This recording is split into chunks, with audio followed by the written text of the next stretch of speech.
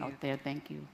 President Faure Togo has been very active to support and develop investments in solar energy within the framework of the International Solar Alliance, that you're also working with other African countries in the region, trying to create a platform to accelerate the mobilization of funds for the solar projects in the region.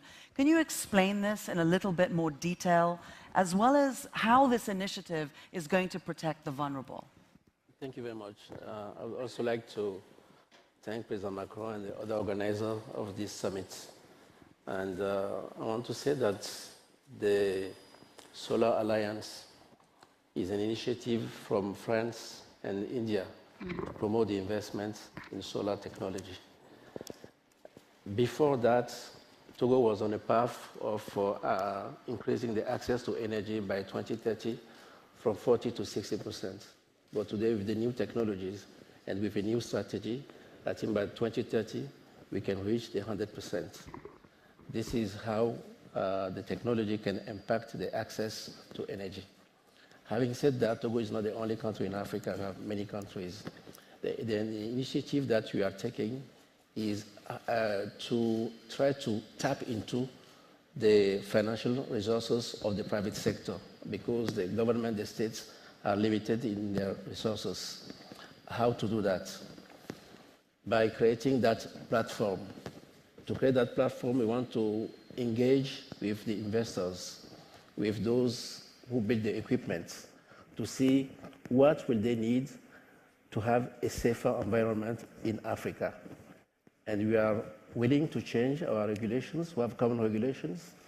We are willing to have common specification for the equipment, etc. But only by engaging them will we know what needs to be done, with the aim of having a bigger market, a safer market, and to do it quick.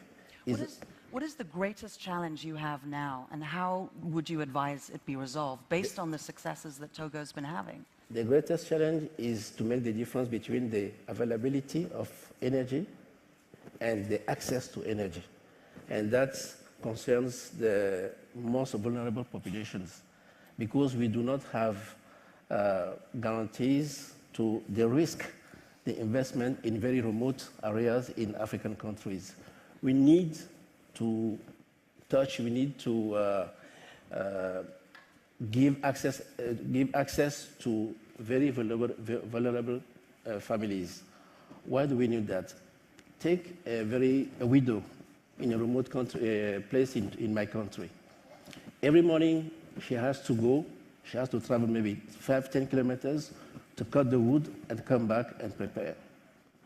That person can have access to energy if we reduce the risk. How to do that? It's very expensive, but we need to do that.